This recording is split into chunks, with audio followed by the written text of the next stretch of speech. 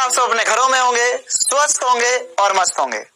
मैं शिवम पालीवाल, आपका अपना एसपी सर, फिर एक बार आपका स्वागत करता हूं बेटा डाउटनेट में। तो भैया डाउटनेट में भौतिक विज्ञान में समतल में गति आज मोस्ट प्रोबेबली इसका आखिरी लेक्चर रहने वाला है ना। हमें अब इसमें बस क्वेश्चन ही डिस्कस करने हैं जो हम पढ़ रहे थे, है ना। जहां अपेक्षित गति पढ़ रहे थे उस अपेक्षित गति में ही और सवाल हमें डिस्कस करने होंगे आज की क्लास में। चलिए बेटा, तो हम क्लास शुरू करते हैं। इस चैप्टर में हमने सदिश, प्रक्षेप गति, क्षैतिज से प्रक्षेपण, ऊंचाई से क्षैतिज प्रक्षेपण और ऊंचाई से तिर्यक प्रक्षेपण ये डिस्कस कर लिया था। समतल में अपेक्षित गति पे एक दो और छोटी सी बातें, और उसी के दो प्रकार, वर्षा व्यक्ति संबंधित प्रश्न और नदी नाव संबंधित प्रश्न। इनको अलग से इतना तवज्जो क्यों दिया जा रहा है? क्योंकि अपेक्षित गति में जितनी बार सवाल आए हैं मैक्सिमम टाइम वर्षा व्यक्ति संबंधित प्रश्न और नदी नाव संबंधित प्रश्न ही आए हैं। चलिए बेटा, तो क्लास शुरू करते हैं। हम करेंगे समतल में अपेक्षित गति, व्यक्ति वर्षा संबंधित प्रश्न और नदी नाव संबंधित प्रश्न। ठीक है बेटा, तो अब हमें जो नया डिस्कशन करना है वो डिस्कशन होता है, देखो क्लास ऐसे कोई ब्रेक हो रही नहीं, मतलब जैसे ऑब्वियस बात है तुमने कल देखी थी और अब अगली क्लास आज देख रहे हो, लेकिन कंसेप्ट वही है ना। तो बिल्कुल उसी फ्लो में शुरू करेंगे जैसे हमने जहां पे खत्म किया था ना, कि जैसे सर ने ये पढ़ाया उसके जस्ट बाद एक और नया लेक्चर बन गया है ना, ये एक और नया लेक्चर पढ़ा दिया। तो जो फ्लो वहां था, जो सारी बातें वही थी, उन्हीं को उठाकर इस लेक्चर में फिर से हमें आगे बढ़ाना है। अपेक्षित गति में बस एक ही बात इंपॉर्टेंट है, velocity of A with respect to B. A का वेग बी के सापेक्ष होता है वेग ए का माइनस वेग बी का।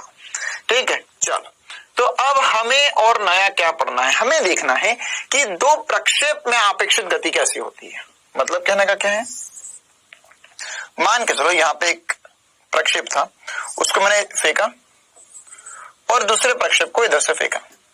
ठीक है, तो हमसे क्या क्या पूछा जा सकता है? हमसे पूछा जा सकता है कि अगर ये ए है ना, जैसे मान के चलो इसको और थोड़ा सा बढ़िया रोमांचक बनाते हैं हम, है ना। कैसे रोमांचक बना रहे? हमने लिए दो तोप, है ना, ये एक इधर तोप है और एक इधर तोप है।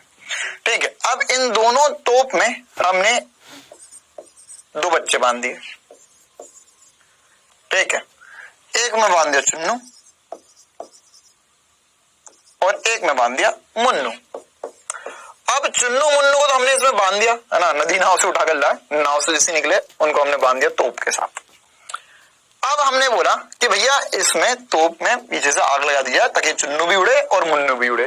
तो अगर चुन्नू मुन्नू दोनों साथ में उड़ेंगे तो यहाँ पर क्या होगा? यहाँ पर क्या होगा? यहाँ पर अगर ये चुन्नू है तो चुन्नू कैसा उड़ता हो जाएगा? देखो सोचो, चुन्नू कैसा जाएगा? चुन्नू इधर की तरफ उड़ता हो जाएगा, मुन्नू इस तरफ जाएगा। तो अगर चुन्नू से पूछा जाए कि भैया मुन्नू कैसा दिखाई देगा, चुन्नू से पूछा जाए कि अगर भैया मुन्नू कैसा दिखाई देगा, तो वो कैसा मतलब किस तरह से गति करता हुआ दिखाई देगा वो पता करना है ना। तो कैसे गति करता हुआ दिखाई देगा वो कैसे पता करेंगे? हमें अपेक्षित वेग देखना पड़ेगा या अपेक्षित गति की बातें करनी होगी। तो यहाँ पर अगर मान के चलो चुन्नू का वेग मैंने u1 बोल दिया, मुन्नू का वेग u2 बोल दिया। यहाँ पर ये θ1 वेग से फेंका है, मतलब θ1 वेग से उड़ रहा है और ये θ2 वेग से उड़ रहा है। तो अब देखो, अगर पूरे टाइम ऐसे चुन्नू उड़ता जा रहा है, जैसे मुन्नू उड़ता हुआ रहा है, तो ये जब एक दूसरे को देखेंगे तो ये किस प्रकार की गति, मतलब कि एक का वेग दूसरे के अपेक्षित कैसा होगा, या पथ एक का दूसरे के अपेक्षित कैसा होगा, ये निकालना है हमको। तो कैसे कर सकते हैं? हम जैसे अभी तक पढ़ते आए थे वैसा ही करेंगे। क्या सर, x में अलग लिख दो, y में अलग लिख दो। तो इसका x में वेग क्या हो जाएगा? x दिशा में यहां पर इसका वेग लिखेंगे तो हो जाएगा u1 cos θ1 और इसका वेग हो जाएगा u2 cos θ2। ठीक है, x दिशा में अगर मैं अपेक्षित वेग पूछूं तुमसे v रिलेटिव, तो अच्छा सर एक इधर जा रहा है एक इधर जा रहा है, तो इसको एक को नेगेटिव बोलना पड़ेगा दूसरे का। तो v अपेक्षित x दिशा में क्या लिख सकते हैं? ये हो जाएगा u1 cos θ1 माइनस माइनस हो जाएगा प्लस u2 cos θ2। क्या हो जाएगा? u2 cos θ2। अरे भैया दो चीजें अगर विपरीत दिशा में जा रही है, मत देखना ये उधर जा रहा है, बस ये देखिए ये दोनों इस दिशा में जा रही है। तो इस दिशा में जा रही है तो 100% एक दूसरे से टकराएंगे, तो 100% एक दूसरे से टकराएंगी और क्या हो जाएगा इनका अपेक्षित वेग विपरीत दिशा में, तो वेग को हमने जोड़ दिया। ऐसे ही अगर मैं y दिशा को देखूं तो y दिशा में क्या होगा बेटा? y दिशा में होगा सर u1 sin θ1 और एक होगा u2 sin θ2। तो अगर एक u1 sin थीटा 1 है, दूसरा u2 sin थीटा 2 है, तो यहां पर अगर हम आपेक्षित देखेंगे, अच्छा ये तो सर प्रारंभिक वेग है, ओहो, x दिशा में कोई त्वरण नहीं है, तो x दिशा में आपेक्षित वेग हमेशा यही रहेगा। अच्छा y दिशा में त्वरण है क्या? हाँ सर, y दिशा में त्वरण तो है नीचे g, लेकिन हमें पता है कि जब भी दो पिंड या गुरुत्व के अधीन गति होती है, गुरुत्व के अधीन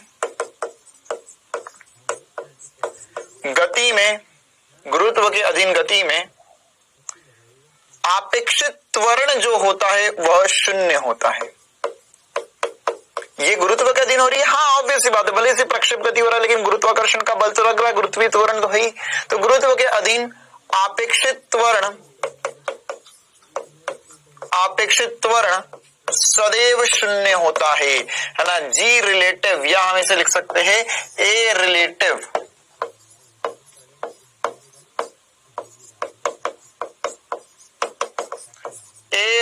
हमेशा शून्य होगा। ये हमने पिछले चैप्टर में ही देखा था कि भैया यहाँ पर अगर आपने ए के सापेक्ष बी को, मतलब कि एक गेंद को ऊपर से छोड़ा, एक गेंद को नीचे से फेंका, या दोनों ही गेंद नीचे की तरफ साथ में गति कर रही है, तो इनका जो जी होगा, या ए मतलब इस पे भी नीचे की तरफ जी लग रहा है, इस पे भी नीचे की तरफ जी लग रहा है, तो अगर मैं रिलेटिव ए पूछूंगा तो दोनों पे ही नीचे की तरफ लग रहा है या दोनों एक ही दिशा में, तो जो रिलेटिव हो जाएगा वो शून्य हो जाएगा। तो यहाँ पर y दिशा में अगर मैं किसी भी क्षण पर वेग देखूंगा, y दिशा में किसी भी क्षण पर वेग देखूंगा, तो y दिशा में यह है प्रारंभिक वेग, और v रिलेटिव अगर y दिशा में देखने जाऊंगा मैं, तो ये दिखाई देगा u1 sin theta 1 minus u2 sin theta 2। ये वेग है जो कि इसमें कोई त्वरण नहीं है ना। देखो अब अगली इंपॉर्टेंट बात समझते हैं कि सर अगर जब भी एक समान त्वरण आता है, हमने यह सीखा है कि जब भी एक समान त्वरण आता है और अगर वो त्वरण एक समान रहता है और वेग जो है प्रारंभिक वेग किसी कोण पर होता है, तो वो प्रक्षेप गति करता है, मतलब परवलकार पथ होता है, यह हमने पढ़ लिया है। लेकिन यहां पर क्या हो रहा है, यहां पर सर दोनों ही जो दोनों है, दोनों के दोनों में ही जो अपेक्षित त्वरण है वो शून्य है, तो त्वरण है ही नहीं। जब अगर मैं बोलूं कि कोई भी एक वस्तु नियत वेग से चल रही है या त्वरण उसका शून्य है, तो कैसी गति होगी? तो सर वह गति जो होगी वह हम बोल सकते हैं कि एक समान गति होगी, या उसका जो पथ होगा वह सरल रेखा होगा।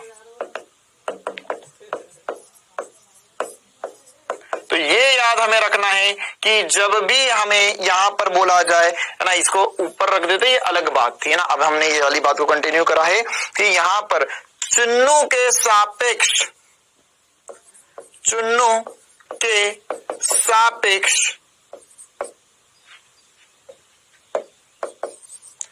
मुन्नू का वेग या मुन्नू का पथ क्या होगा? सरल रेखा होगा।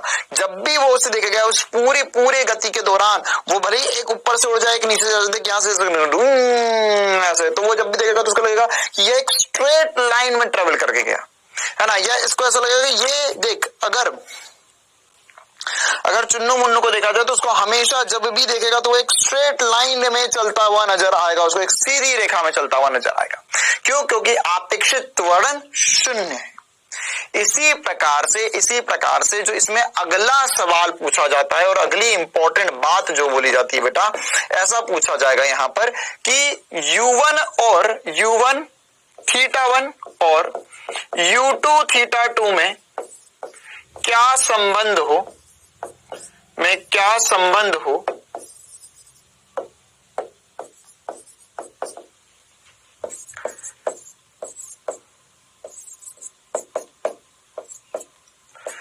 संबंध हो, ताकि इनके बीच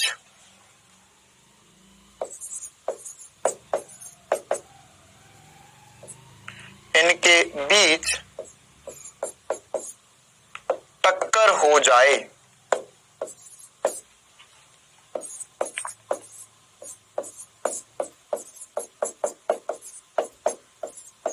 कहने का मतलब क्या है कि देखो क्या हो सकता है, पहले तो इमेजिन करना पड़ेगा। देखो जैसे ये हम ऐसे देखते हैं ना, वो रामायण महाभारत में बताते हैं कि यहाँ से एक तीर छोड़ा रावण ने, उधर से तीर छोड़ा राम भगवान ने, दोनों तीर आपस में गए और ऐसे दोनों तीर नोक से नोक, शीर्ष से शीर्ष टकरा जाते हैं दोनों तीरों का, धुंध से बिजली कड़कती है, ऐसे बीच में से बहुत सारी लाइट बताते हैं वो लोग, वो एक तीर दूसरे तीर को काट देता है। तो ऐसा ही हमको कुछ सोचना है कि जैसे मान के चलो भारत पाकिस्तान का युद्ध हो रहा है, उधर से एक बम का गोला आया, इधर से भारत वालों ने बम का गोला फेंका। अब क्या चाहते हैं कि दोनों एक दूसरे के ऊपर कभी भी बम के गोले ना गिरे, तो ऐसा कुछ कि बम हवा में ही टकरा जाए। या मैं ऐसा चाहता हूं कि यहां से चुन्नू और मुन्नू को जैसे ही मैंने फेंका तो दोनों हवा में टकरा जाए। ऐसा क्या संबंध हो U1 θ1 U2 θ2 में कि इनमें टक्कर हो जाए। ठीक है, तो देखो बेटा, टक्कर करवाने के लिए भी हम ऐसा ही सोचेंगे कि भैया एक्स दिशा और वाई दिशा को अलग अलग तोड़ दिया है हमने, तो एक्स दिशा में टक्कर हो रही है क्या? हाँ, 110% एक्स दिशा में हमेशा टक्कर होगी ही होगी। ध्यान से सुनना मेरी बात को। देख, अब तो अभी ये छोड़ दे कि चुन्नू मुन्नू प्रक्षेप गति कर रहे, ऐसा सोच कि ये दोनों पहले तो इधर की दिशा में गए, फिर दोनों ऊपर गए और नीचे आए। ठीक है, ऐसा सोच। तो अगर मैंने बोला कि यहां पर ये दोनों एक्स दिशा में ऐसे चल रहे हैं, तो क्या दो गेंद एक सरल रेखा में गति करे और दोनों विपरीत दिशा में आए तो वो हमेशा टकराएंगी या कभी नहीं टकराएगी? कभी टकरा सकती, नहीं टकरा सकती। सोचो, ये बताओ क्या होगा। तो सर अगर एक गेंद इधर से आ रही है, एक गेंद इधर से आ रही है, गेंद इधर से आ रही है, दोनों सीधी सीधी चली, तो 110% हमेशा उन दोनों के मध्य टक्कर होएगी ही होएगी, टक्कर होगी ही होगी। ये बात 100% सही है। क्यों सही है? क्योंकि सर ये दोनों अगर विपरीत दिशा में आ रहे तो एक ही लाइन पर है, एक गेंद से ऐसा तो ना कि आगे पीछे से निकल जाएगी, नहीं, इधर तो टकराएंगे टैंकर। मैं क्या बोल रहा हूँ, एक ही सरल रेखा के अनुदिश, एक ही लाइन में, है ना, ये बम का ये यहाँ पर एक तोप, यहाँ पर एक तोप, एक ही लाइन में लग रखी हुई दोनों, तो एक्स दिशा में तो 110% दोनों टकराएंगे ही टकराएंगे, एक्स दिशा में तो 100% टक्कर होगी। अब वाई दिशा में देख, क्योंकि क्या होगा ना, ऐसा क्या कंडीशन है वो सोच लेते एक बार। ये एक तोप है, ये दूसरी तोप है, ये दो तोप के गोले। तो अगर दोनों ने तोप चलाई तो या तो हवा में ऐसे टकरा जाए, है ना, या एक ऊपर से नीचे, एक नीचे से निकल जाए, एक ऊपर से निकल जाए, या ये वाला ऊपर से निकल जाए, ये वाला नीचे से आ जाए। यही 3 कंडीशन पॉसिबल। इसके अलावा ऐसा ना जैसे घूम फिर गया, है ना, मिसाइल रॉकेट थोड़ी ना चल रहे हैं ना, तोप के गोले, तोप है, हाँ, तो बम के गोले हैं यहाँ पर।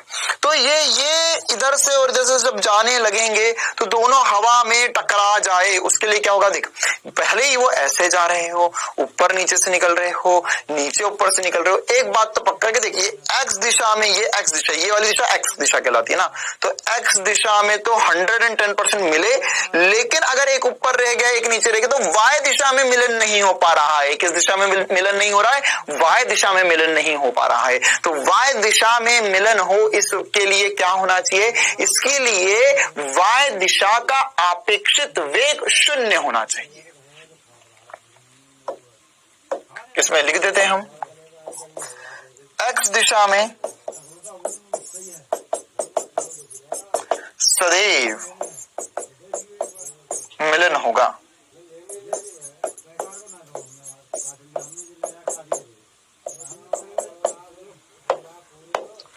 वाई दिशा का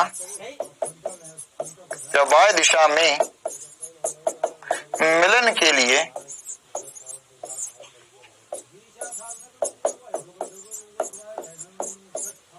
अपेक्षित वेग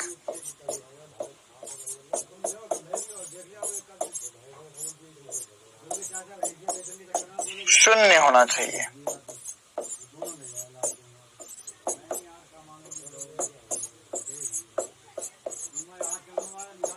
मतलब क्या होना चाहिए कि वाई दिशा का कुछ भी करके सर अपेक्षित वेग 0 कर दो। तो अगर वाई दिशा का अपेक्षित वेग मैंने 0 किया तो यहाँ पर क्या होना चाहिए? वाई दिशा का अपेक्षित वेग 0 कर दूं मैं, तो यहाँ पर हो जाएगा सर, देखो पीछे जाकर बता रहा हूँ, वाई दिशा का अपेक्षित वेग 0 कर रहा हूँ, मतलब U1 sin θ1 should be equals to U2 sin θ2. This is the very most important condition for collision. कि अगर आप ये चाहते हो कि दो बम आपस में टकराए तो उनकी y दिशा का वेग समान कर दो, दोनों में टक्कर हो जाएगी, 110% ये गारंटीड है। क्यों? क्योंकि एक्स दिशा में तो टक्कर हो ही रही है हमेशा, है ना। तो देख, अब वाई दिशा का वेग बराबर करने से क्या हो गया कि ये दोनों साथ में ऊपर जाएंगे और साथ में नीचे आएंगे। एक्स में भले ही एक कम ज्यादा चल जाए, लेकिन एक्स में कम ज्यादा, मान के चलो एक का वेग एक्स में ज्यादा, वाई में दूसरे का कम है, तो क्या होगा देख, अगर इसका वेग एक्स में ज्यादा तो ज्यादा चलेगा, कम चलेगा, यहाँ टक्कर हो जाएगी, या इसका ज्यादा हुआ तो यहाँ टक्कर कहीं हो जाएगी, दोनों के बराबर हुआ तो यहाँ पे बीच में टक्कर होगी।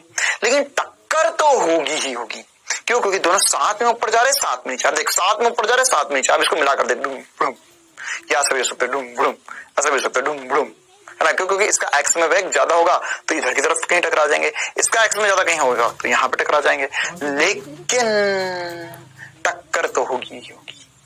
ठीक है, तो यहां पर क्या हो गया, u1 sin θ1 बराबर u2 sin θ2।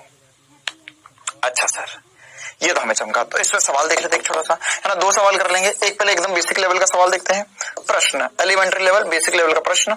यहाँ पे हमें मैं कुछ लिखवाऊंगा नहीं, एकदम आसान लेवल का सवाल है। टक्कर के लिए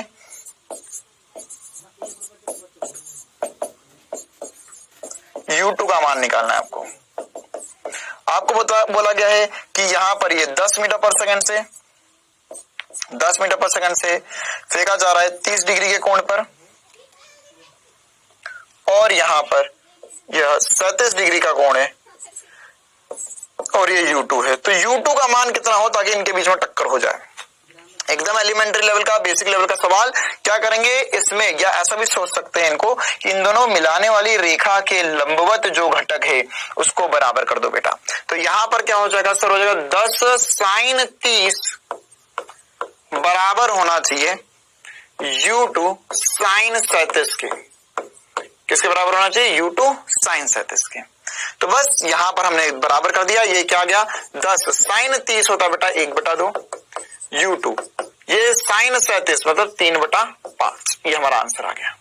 तो ये हो गया सर 5, मतलब हो गया 25/3 मीटर पर सेकंड से फेंका जाएगा, तभी जाके उस इनमें y घटक बराबर होंगे और टक्कर होगी।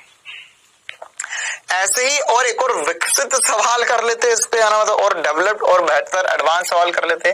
बोला है कि दो कण ए और बी, है ना, ये दो कण है ए और बी को धरातल से एक साथ चित्र में दर्शाई गई स्थिति में क्रमशः 20 मीटर पर सेकंड और 10 मीटर पर सेकंड से प्रारंभिक चाल से फेंका जाता है। मतलब कि दोनों को एक साथ, ऑब्वियस बात है साथ में फेंकेंगे तभी तो टक्कर हो रही है, अलग अलग फेंक दो तो क्या मतलब y दिशा x दिशा का वेग बराबर करके साथ में चलो टक्कर होगी।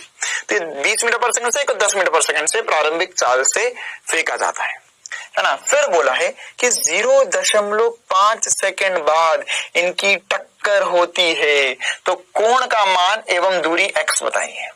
तो अगर टक्कर होती है तो पहले कोण का मान कैसे निकालेंगे हम? टक्कर के लिए हमको पता होना चाहिए सर कि यहां पर इसका ऊपर वाला घटक मतलब VA sin थीटा बराबर होना चाहिए। अच्छा, ये तो सीधे जा रहा है, इसका तो x में कोई घटक है ही नहीं। देखिए ऐसा हो रहा है, देख ये ऐसा चाहो तो बोर्ड भी बना सकते हो, ये ऊपर जाएगा और इधर जाएगा और ये टकरा जाएगा, ये यहाँ पे दोनों टकरा जाएंगे। फिर उसके बाद ये नीचे अगर नहीं टकरा देते ऊपर जाके नीचे आ जाता ये और आगे बढ़ जाता है, लेकिन ये जितनी देर में ऊपर पहुंचेगा उतनी देर में यहाँ से यहाँ पहुंच जाए तो दोनों के बीच में टक्कर हो जाएगी। तो क्या हो जाएगा सर, देखो भैया y दिशा का वेग तो हमने y दिशा में तो वेग को शून्य करना ही पड़ेगा, तो ऊपर जा रहा है सीधे तो जगह 10 20 sin 30। ओहो, मतलब पता चल गया कि sin 30 का मान 1/2 या sin 30 हमें पता है सर 1/2 होता है, या थीटा का मान लिख सकते हैं हम 30 डिग्री। थीटा का मान क्या लिख सकते हैं? 30 डिग्री। क्लियर है कहानी? चलो अब आगे बढ़ते और इंपॉर्टेंट बातें समझते हैं। अब टक्कर, ये थीटा तो पता चल गया, अब बोला कि दूरी का मान ज्ञात कीजिए। अब टक्कर हो जाए इसके लिए क्या होना चाहिए? देखो ऐसा भी तो हो सकता है, मान के चलो ये बहुत दूर रख दिए, इधर हवा गया नीचे आ गया, ये यहीं कहीं गिर गया। मतलब देख यहाँ पे मान के चल दो प्रक्षेप थे, है ना, पुराने वाले कंडीशन फिर से देखते, मान के इन दोनों को बहुत दूर कर दिया। अब तो ऐसा हो गया कभी तो सर, जैसे यहाँ पर इन दोनों को बहुत दूर कर दिया, है ना, बहुत ज्यादा दूर, ये यहाँ पे गया, ये इधर गिर गया, ये इधर वाला गोला यहाँ गिर गया। अब दोनों एक दूसरे मिल ही नहीं गई, तो काय की टक्कर y दिशा का वेग बराबर ही हो जाए तो क्या फर्क पड़ता है? लेकिन अब इसके लिए क्या है भैया, इसके लिए x वाली बात निर्भर करेगी कि इनके बीच में जो दूरी है वो कम हो, ताकि दोनों टकराए भी तो सही। y वाला तो बोला हाँ टकराएंगे टकराएंगे भैया, टकराएंगे टकराएंगे, यहीं गिर गए, ऊपर टकराए नहीं है, यहीं गिर गए। लो भैया काय की टक्कर हुई। तो इसके लिए क्या पता करना, x दिशा के बारे में पता करना पड़ेगा। तो x दिशा में क्या होना चाहिए, देखो भैया अब हमें बोला है कि x दिशा, क्योंकि देख ये चल तो वास्तविकता में x दिशा में ही रहा है, तो बोला 0.5 सेकंड, t बराबर 0.5 सेकंड बाद इनके बीच में टक्कर हुई। तो ये होए इसके लिए क्या होना चाहिए, देख सर टक्कर है तो यहाँ पर बेटा, यहाँ पर ये x तो है, x दूरी चलाना है। अब ये वाला तो x दिशा में चला ही नहीं, ये वाला तो ऊपर गया नीचे आया, तो x दिशा में कौन, यही चला, यही चला x दिशा में। तो x दिशा में ये हमें पता है सर कि टक्कर के लिए जो होता है समय बराबर होता है। अगर मान के चल दो चीजें कितने समय बाद टकराएगी, ऐसे मैंने पूछा, तो सर ये है, ये इधर से आ रहा था, है ना, तो वैसे अभी आ नहीं रहा है, इसका याला वेग तो 0 है, लेकिन फिर भी हमें पता है कि दो चीजें है ना, इसमें मतलब कि कितनी देर में ट्रेन क्रॉस कर जाएगी या कितनी देर में एक दूसरे के करीब पहुंच जाएंगे। तो वो कैसे करते थे, x दिशा, मतलब वहां पे पहले तो x दिशा ही होती थी अपेक्षित गति में, तो यहां पर हो जाएगा समय बराबर होगा दूरी बटा v रिलेटिव, और एक किससे निकलेगा, x दिशा से निकलेगा, हमेशा याद रखना। क्यों, क्योंकि टक्कर होगी नहीं होगी वो कौन बताएगा, y दिशा से, लेकिन वास्तविकता में x दिशा में तो पास पास होनी चाहिए ना, दूरी भी तो कम होनी चाहिए, तभी तो टक्कर होगी। तो यहाँ पर क्या लिख सकते हैं सर, टाइम हो जाएगा दूरी, दूरी कितनी है x, अच्छा टाइम भी तो दिया हुआ है, टाइम भी दिया हुआ है, टाइम कितना दिया हुआ है 0.5 बराबर दूरी है, दूरी कितनी है x बटा में v रिलेटिव, v रिलेटिव कितना है भैया, v रिलेटिव सर नहीं पता, अरे पता तो है, you ding ding ding 20 cos 30, सभी नहीं पता होगा तो निकालोगे कैसे, क्या कर दिया मैंने, ये 20 cos 30 कर दिया, क्योंकि यहाँ पर एक कोण तो मुझे अभी पता चल गया 30 डिग्री है, तो इसका x में वेग कितना आ जाएगा,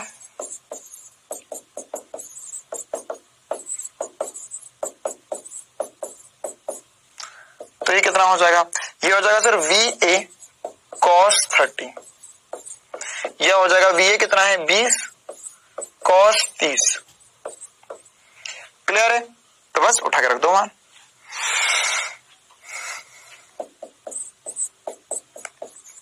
इसे चाहो तो √3/2 लिख सकते हो, 2 से 2 कट जाएगा, मतलब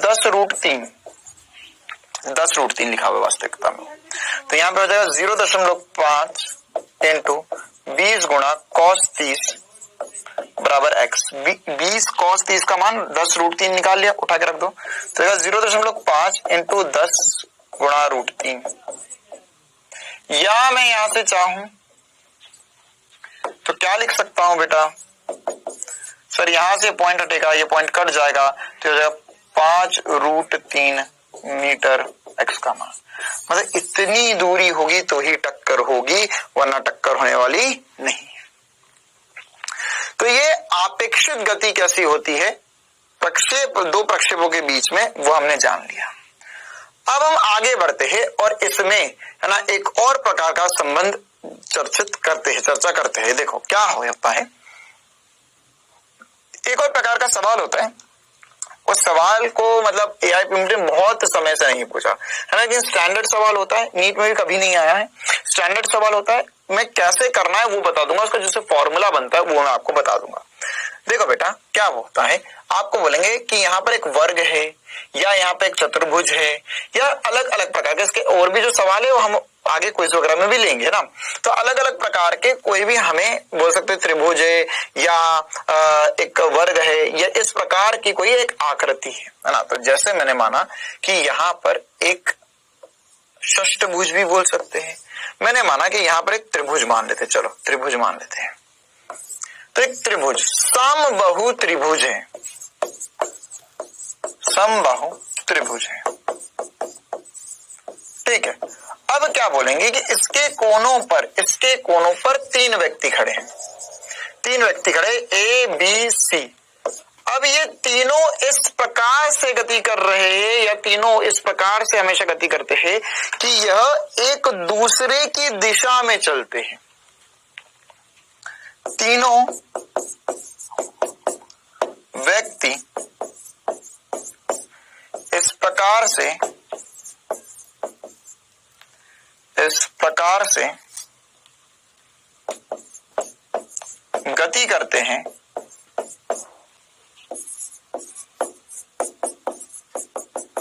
कि तीनों एक दूसरे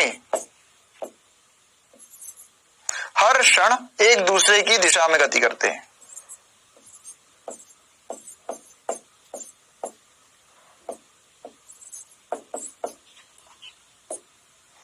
एक दूसरे की दिशा में गति करते। तो अब ये कैसे निकालेंगे सर जी? देखो बेटा,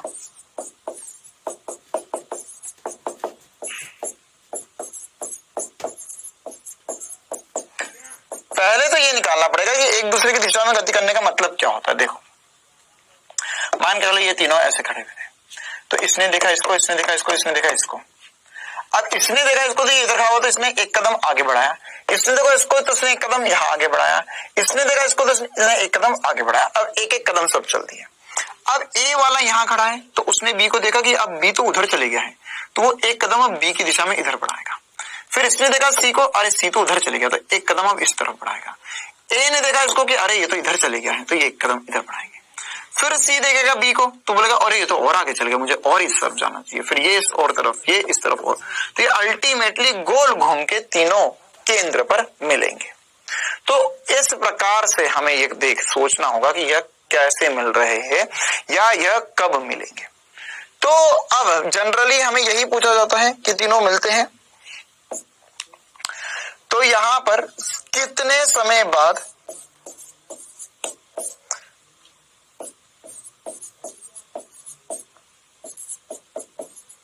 यह मिलेंगे भी, और कहां मिलेंगे ये भी पूछ सकते हैं ना। तो कहां पे मिलने वाले? केंद्र पर मिलेंगे। कहां पर मिलेंगे भैया? केंद्र पर मिलेंगे, या ध्यान रखना। तो देखो भैया, यहां पर एक केंद्र मिल रहा है, ये घूमते ऐसा जा रहा है, घूमते ऐसा जा रहा है, यह घूमते हुए ऐसा जा रहा है। तो अब ये इनमें मिलन होगा कितनी देर बाद? तो उसके लिए हम शुरू करते हैं एक छोटा सा डेरिवेशन। भुजा इसकी डी बोल दो, है ना, डी बोल दो, ए बोल दो, कोई फर्क नहीं पड़ता। अभी मैंने मान के चला, अभी एक मैं जनरल डेरिवेशन करके दे रहा हूं आपको, है ना। ये इसका आंसर एक लाइन में, आधी लाइन में निकाल लो, इतना गारंटीड है ना। मैं आपको एक जनरल सा डेरिवेशन करके देना चाह रहा हूं। क्या जनरल सा डेरिवेशन करके देना चाह रहा हूं? देखो बेटा, मान के चलो यहां पर मेरे पास एक अष्टभुज, षष्टभुज, त्रिभुज, वर्ग कुछ भी हो सकता है। तो मैंने बोला मेरे पास एक एन भुजाओं वाला, एन भुजा वाली एक आकृति है, एन भुजा की आकृति है। तो अगर एन भुजा की आकृति है तो देखो क्या होगा इसमें, ये ऐसे 1 2 3 4 5 6 पता नहीं कितनी भुजा होगी। तो अगर ये ए पे था, ये एक व्यक्ति बी पे खड़ा था, तो देखो भैया क्या होगा। अब ए वाला, अच्छा अरे भैया ये तो बताया ही नहीं मैंने तुम्हें, क्या रह गया सर, डराया मत करो, है ना। ये इस प्रकार गति करते हैं, है ना, और गति में इनका यह समान चाल से करते हैं, समान चाल v से गति कर रहे हैं ना, मतलब एक जैसे चल रहे हैं, एक तेज चल रहा है, धीरे नहीं, सब एक समान चाल v से चल रहे हैं। तो ये इस तरफ जा रहा है और b इस तरफ जा रहा है, b इस तरफ जा रहा है, ठीक है। तो अब मैंने क्या सोचा, सर ये तो बहुत ही कॉम्प्लिकेटेड चीज है, बहुत कॉम्प्लिकेटेड चीज है, कोई दिक्कत वाली बात नहीं है। हमने b को रोका और b का वेग पलटाकर a को दे दिया। हमने क्या किया, b को रोका और b का वेग पलटाकर a को दे दिया, है ना। तो अगर मैंने यहाँ पे देखा, इसमें देखा velocity of b with respect to a, है ना, मतलब कि b with respect to a। तो ये कैसे करेंगे? हमने सोचा कि सर यहां से यहां तक के बीच की आपने दूरी ऑलरेडी बता दी है, ये दूरी है d, तो यहाँ पर इसका अपेक्षित वेग मतलब d दूरी चलानी है। देख अब मतलब b रुक गया है, अब भी रुक गया, अब भी वहीं रुकेगा, वो ए का इंतजार करेगा, वो आएगी, तो वो ए का इंतजार कर रहा है यहाँ पे खड़े होके। तो ये ए तो इधर ही जा रहा है, अब उसका ये ए है, अब बी का वेग पलटा कर दे दो, तो ये पलटेगा तो नीचे की डायरेक्शन में यहाँ कहीं आ जाएगा, ये इस तरफ कहीं बी का वेग आ जाएगा। अब हम क्या करेंगे बेटा, अब हम, अरे यार, अब यहां पर ये जो b का वेग आएगा, ये v आया है, तो अब हम इसके कर लेंगे घटक। क्या कर लेंगे? घटक। तो क्यों कर लेंगे घटक? क्योंकि यहां पर ये जो a आया है, a इस डायरेक्शन में जा रहा था, बी का वेग इस तरफ आ गया है। तो देखो बेटा, अब बी तो वहीं रुका हुआ है, बी यहाँ खड़ा है, बी इंतजार कर रहा है ए का, ए उस तरफ जा रही है। तो ये इंतजार कब खत्म होगा? जब इन दोनों के मध्य दूरी ये जो डी है वो खत्म हो जाए। अब वी ए का मान भी वी है, वी बी का मान भी वी ही है, दोनों समान चाल से चल रहे हैं। तो देखो वी बी जो होंगे उसका एक घटक, मतलब ये देखो, इसका मैं सीधे फॉर्मूला बता दूंगा, बट थोड़ा सा एक लाइन का डेरिवेशन है, प्लीज याद रख लो। तो यहां पर क्या होगा सर, अगर ये वाला कोण पता चल जाए तो जिंदगी का मजा आ जाए, क्योंकि इस कोण के दो घटक हो जाएंगे। तो ये वाला जो घटक है V B, V cos theta हो जाएगा। तो इस दिशा में अगर मैं परिमाणी वेग देखूं या आपेक्षित वेग देखूं इस दिशा में, अगर ऐसा समझ नहीं आता तो आप डायरेक्ट भी कर सकते थे, आपेक्षित वेग से भी। पलटा पुलटू कर देखना चमकता नहीं है सर मेरे को, तो मैं बिना पलटू पुलटू कर देखना भी बता दूंगा अभी। लेकिन इस दिशा में आपेक्षित वेग देखेंगे, वी आर पता चल जाएगा, डी दूरी पता है, समय निकल जाएगा। ठीक है, तो सर ये मैं एक्स दिशा से समय निकाल रहा हूँ, ऐसा मैं कॉम्प्लिकेटेड नहीं कर रहा हूँ कि ये देखिए घूमता हुआ यहाँ जाएगा, ये घूमता हुआ यहाँ जाएगा, ये घूमता हुआ यहाँ आएगा, तो कैसे सोचो। तो हमने सोचा इस दिशा से एक्स दिशा में मिलन करवा देने का। अब सबसे बड़ी समस्या ये है कि ये वाला कोण कितना होगा, जो ये कोण होगा वही कोण ही होगा थीटा। ठीक है, तो एक छोटी सी गणित की प्रॉपर्टी बता रहा हूं, तो ये तो समझ में आ गया, ये तो चमका कि हाँ सर कोण थीटा पता चल जाए तो जिंदगी का मजा आ जाए। ये यहां पर अगर ये कोण थीटा होगा तो इधर की तरफ भी ये कोण, ये वाला वी बी कॉस थीटा हो जाएगा। और मैं रिलेटिव वेलोसिटी देखूं तो v minus V cos theta हो जाएगी। इसको मैं दूसरे तरीके से भी प्रूव करके दे रहा हूं तुम्हें। तो देखो थीटा निकाल देते पहले हम। तो अगर मेरे पास एक अष्टभुज, षष्टभुज, पता नहीं n भुजाओं वाला अगर आकृति है, तो बेटा उसमें ये जो बाह्य कोण थीटा होता है ना, ये कौन सा कोण बोल रहा हूं मैं, बाह्य कोण थीटा का जो मान होता है वो 2 पाई बटा n होता है। एकदम आसान तरीके से निकाल सकते हो। कितना होता है? 2 पाई बटा n, है ना। n क्या है? भुजाओं की संख्या।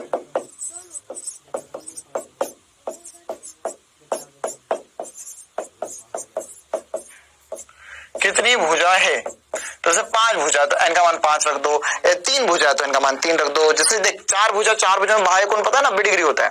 और अगर मैंने यहाँ पे एक वर्ग बनाता तो उसके लिए 90 n का मान कितना हो जाता है? 90 डिग्री। तो उसके लिए आंसर करते 2 पाई बटा 4, मतलब पाई बटा 2, पाई बटा 2 मतलब कि 90 डिग्री आ गया इस फॉर्मूले से भी। तो ये एक छोटा सा फॉर्मूला जो आपको याद रखना होगा, है ना। तो ये थीटा का मान पता चल गया। देखो अब velocity of A with respect to B दूसरे तरीके से भी मैं बता देता हूँ। यहाँ पे ए जो है बेटा वो इस दिशा में जा रहा है, बी जो है वो इस दिशा में जा रहा है, ये बी है, ये ए है। ठीक है, अब मेरे को क्या निकालना है? Velocity of B with respect to A, क्योंकि मैंने क्या velocity of B with respect to A, मतलब बी को रोक दिया, उसका वेग पलटाकर ए को दे दिया। तो यहां पर क्या हो जाएगा? देखो velocity of B with respect to ए,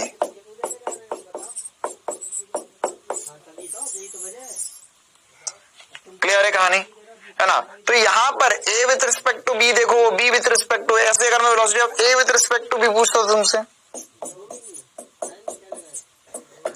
तो क्या हो जाता है? सर हो जाता velocity of A minus velocity of B.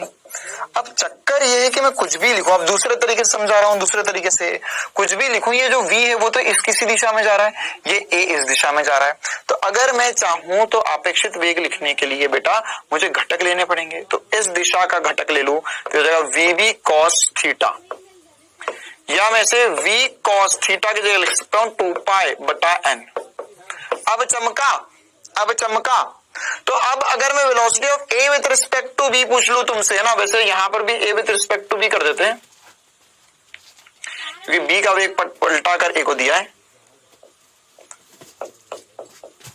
ठीक है, तो velocity of A with respect to B कितना हो जाएगा? A with respect to B मतलब बी को रोका है विथ रिस्पेक्ट टू बी के सापेक्ष, तो बी को रोका है, वेग पलटाकर ए को दिया है। तो क्या हुआ यहाँ पर?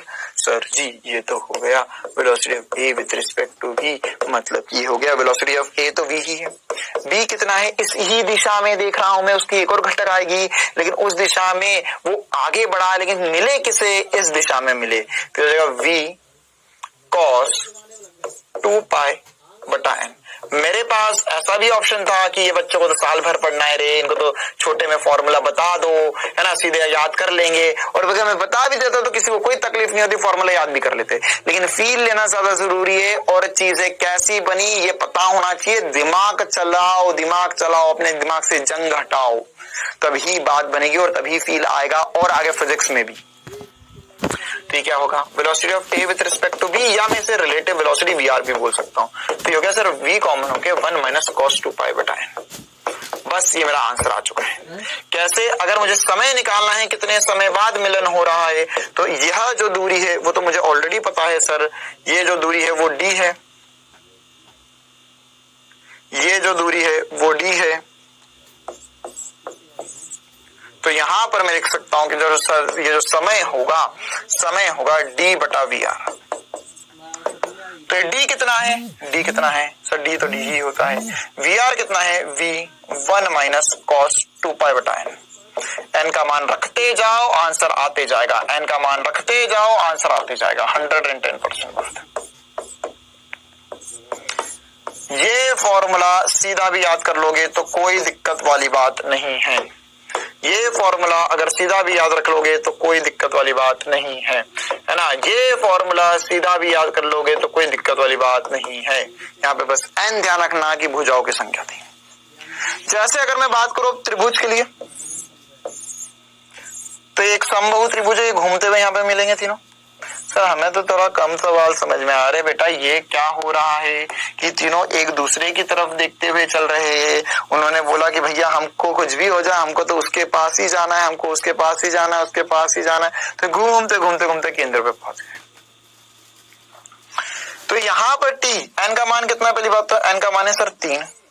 तो अगर मैं लिखूं 2π/n तो कितना हो जाएगा, हो जाएगा सर 2π/3, या मैं इसे 120 डिग्री भी लिख सकता हूँ। ठीक है, मुझे पता है कि यहाँ पर एक समबाहु त्रिभुज होगा तो उसमें कोण बाहर है, अंदर 60 है तो बाहर 120 होगा। 110% है बात। तो अगर बाहर वाला 120 डिग्री हो गया तो मैं यहाँ से t का मान आराम से निकाल सकता हूँ। कितना आ जाएगा, ये आ जाएगा sir d/v 1 minus cos 120। cos 120 क्या होगा, cos 120 क्या होगा,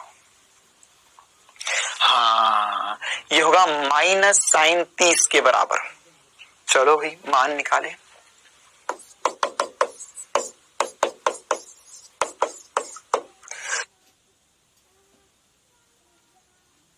सॉरी, cos 120 का जो मान होगा बेटा वो होगा साइन माइनस साइन 30 के बराबर। कैसे करा मैंने, मुझे पता है कि इसे लिख सकता हूँ cos 90 + 30। तो 90 + 30 करूंगा तो साइन में चले जाएगा और माइनस आ जाएगा, तो -1/2। तो ये t का मान आ जाएगा d/1 माइनस -1/2। क्लियर है। अच्छा इंटू v तो था ही था, अरे v चाल तो थी ही थी। तो यहाँ पर क्या हो जाएगा, यहाँ पर भी लिखा था, हाँ ठीक। तो ये t बराबर हो जाएगा d/v × 3/2। तो 2d/3v कितना हो जाएगा, 2d/3v। ऐसे ही मान के चलो एक वर्ग होता तो ये सब ऐसे चलते, तो यहाँ पर n का मान कितनी है, घूम कर यहाँ मिल रहे एक वर्ग के केंद्र पर बेटा। तो ये भी वही फॉर्मूला हो जाएगा, n का मान 4 हो जाएगा। t का मान निकाल सकता मैं dv 1 माइनस cos 2π/4 या π/2, और cos π/2 या cos 90 डिग्री 0 होता है। तो यहां से बचेगा t बराबर d/v 0, 1 माइनस 0 1 हो गया। तो यहां से हमने t का मान निकाल लिया। क्लियर है कहानी। चलो बेटा, तो आपेक्षिक गति में हमें ये सारी इंपॉर्टेंट बातें पढ़नी थी। अब हम आगे बढ़ते हैं। चलो देखो, अब हम बातें करते हैं अगले प्रकार के सवाल की।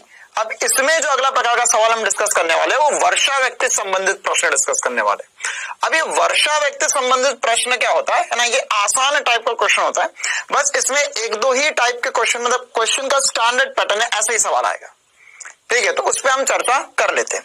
देखो बेटा, अब इसमें कुछ पहले कॉमन सेंस की बातें करते हैं कि अगर मान के चलो आप कहीं एक जगह पर स्थिर हो, ये हमारा रामलाल खड़ा है भैया छतरी लेकर, है ना। तो अब यहाँ पर अगर वर्षा सीधे नीचे ऊर्ध्वाधर नीचे की ओर गिर रही है तो हमने माना कि वर्षा का वेग जो है वो VR है। कितना है वी आर वेग से वर्षा नीचे गिर रही है।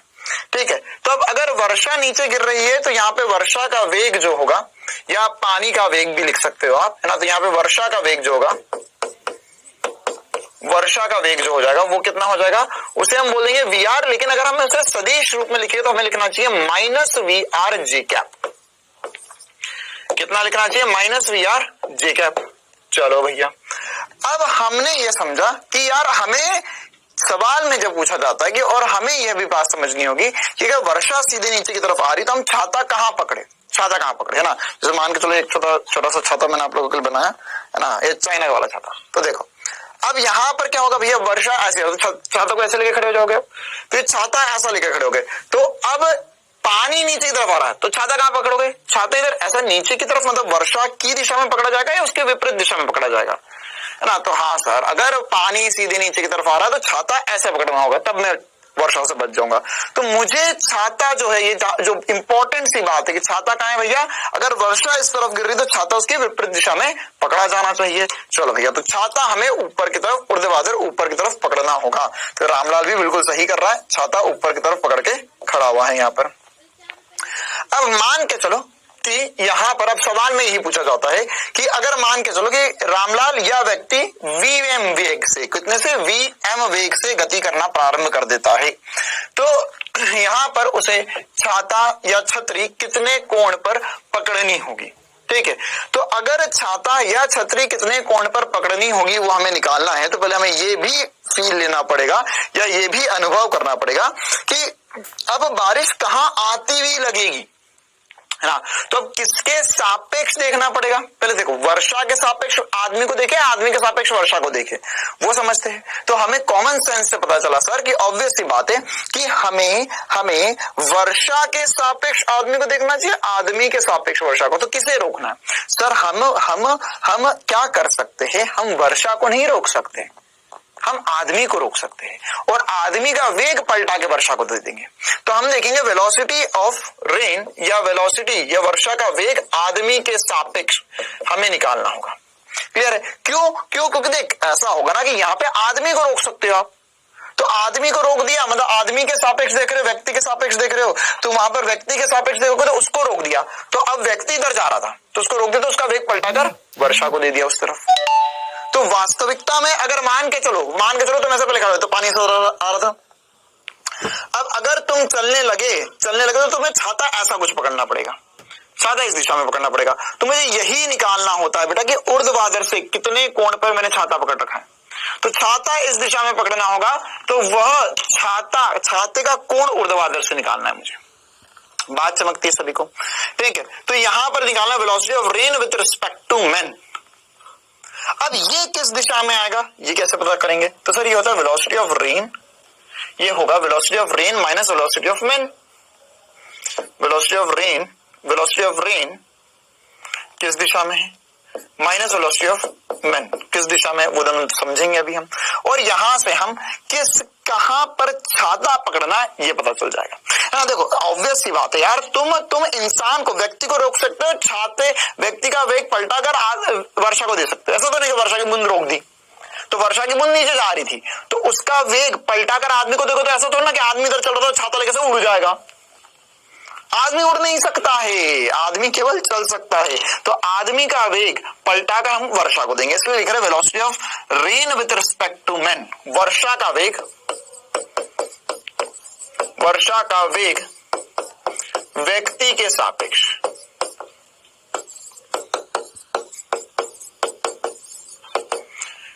ठीक है। तो अब ये कितना आएगा देखो, अब व्यक्ति जो इस तरफ चल रहा है, तो सर जैसे आपने वीआर लिखा वैसे हम वीएम भी लिख सकते हैं क्या, बिल्कुल लिख सकते हैं यार। वीएम क्या हो जाएगा, व्यक्ति का वेग, अगर मैं आपसे पूछता व्यक्ति का वेग क्या है, तो व्यक्ति का वेग जो होगा वो हो जाएगा सर वीएम, या हम इसे सदिश रूप में लिखना चाहे तो इसे हम लिख सकते हैं इस दिशा में, तो जो वीएम आई कैप कितना हो जाएगा, वीएम आई कैप पॉजिटिव में लिखा हुआ है, क्यों, क्योंकि व्यक्ति इधर को जा रहा है।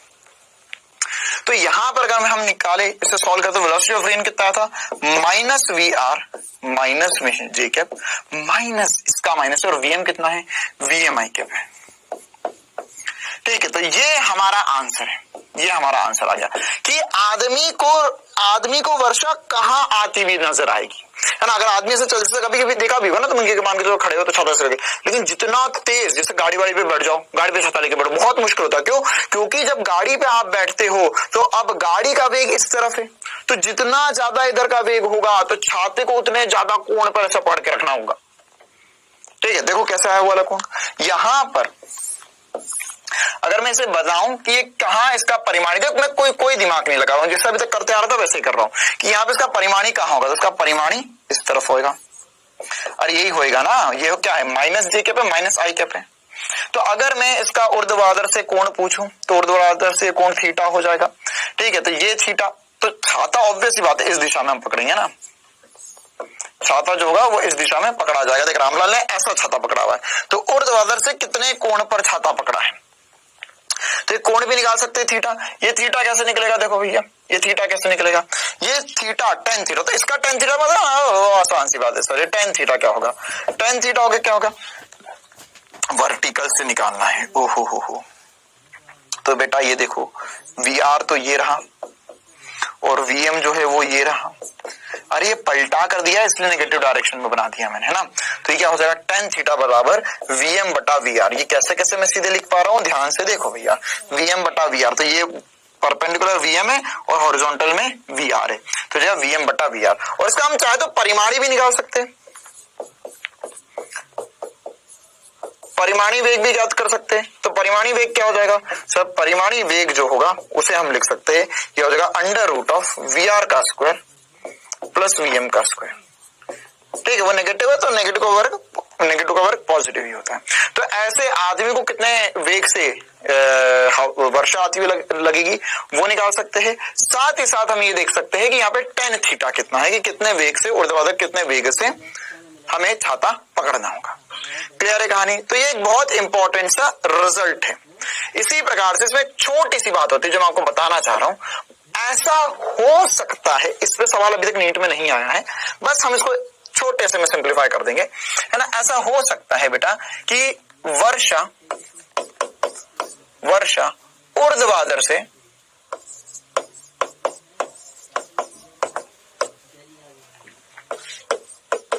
अल्फा कोण पर गिर रही है, अल्फा कोण पर गिर रही है,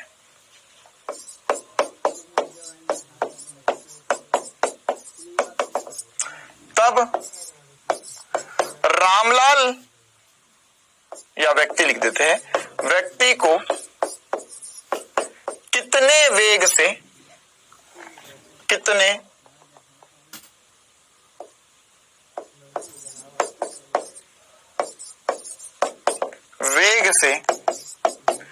गति करना चाहिए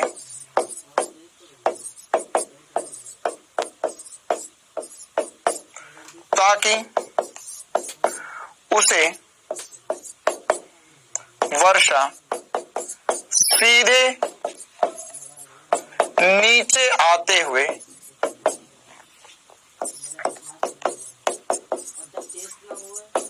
प्रतीत हो।